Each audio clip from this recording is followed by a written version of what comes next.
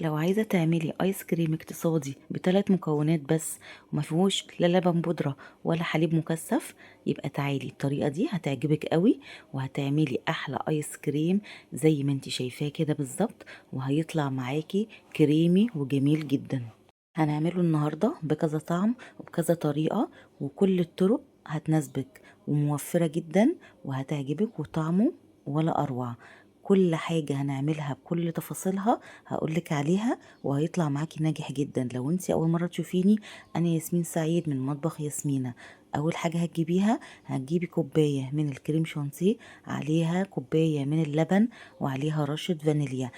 حطيتي نص كوباية من الكريم شانتيه هتحطي عليها نص كوباية من اللبن. مقدار الكريم شانتيه حطي مقداره لبن.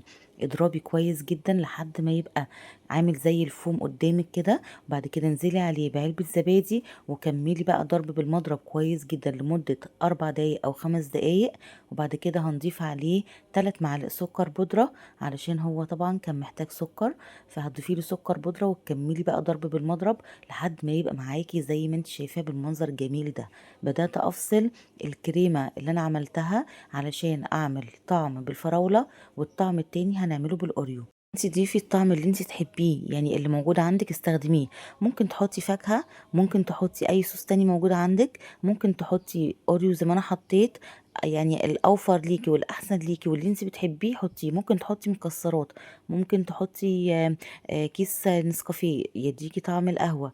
اعملي اللي انت عايزاه، ده في ايدك ان انت تقدري تشكليه وتعملي الطعم اللي انت عايزاه.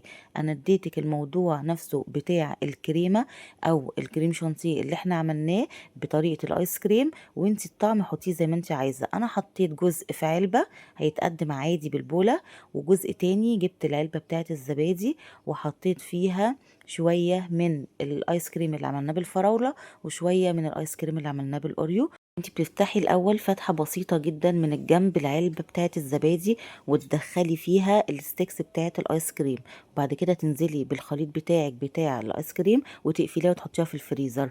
كان متبقي شوية ايس كريم، جبنا قطعنا الكيس بتاع الاوريو، حطينا فيه شوية من الايس كريم، وحطينا فيه الستيكس بتاعة اللي هي الخشبية، وبعد كده دخلناه الفريزر. طلع معانا زي ما انتم شايفينه بالجمال ده. ده اللي كنا عاملينه في علبة الزبادي. وبعد كده غلفناه بالشوكولاتة. انت ممكن الشوكولاتة تحطيها في حاجة اوسع وتغطسي فيها الايس كريم، وهيطلع معاكي الشوكولاتة شكلها مظبوط اكتر من كده. دلوقتي دي العلبة اللي احنا حطيناها برضو، دي هنعملها على شكل بولات. تعمليها بقى في البسكوت، تعمليها في اي كاس واسع كده وتحطيها بولات زي اللي بتتقدم بره، او في اي علبة هتطلع معاكي شكلها جميل جدا. حبيت ازين الايس كريم، حطيت عليه صوص فراولة.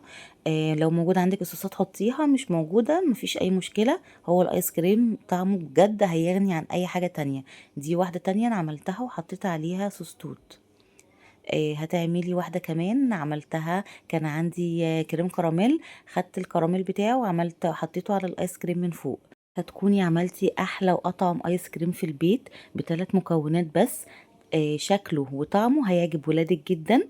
ده الايس كريم اللي احنا كنا عملناه بالزبادي بمكون واحد. شوفوا الفيديو اللي فات هتلاقوه موجود عندكم على الصفحة. قدمنا طبعا الايس كريم بطريقة تانية في الكاس، وده اللي احنا غلفناه بالشوكولاتة، وده اللي احنا عملناه وحطينا عليه الصوصات. اعملي وفرحي ولادك، الحر داخل بقى علينا. اعملي بقى الايس كريم في البيت بطريقة حلوة مغذية ونظيفة، هيعجبك جدا. لو عجبك الفيديو دوسي لايك وفعلي زر الجرس عشان يوصلك كل فيديوهاتنا، وما تنسيش تسيبي كومنت حلو زي كده بالظبط.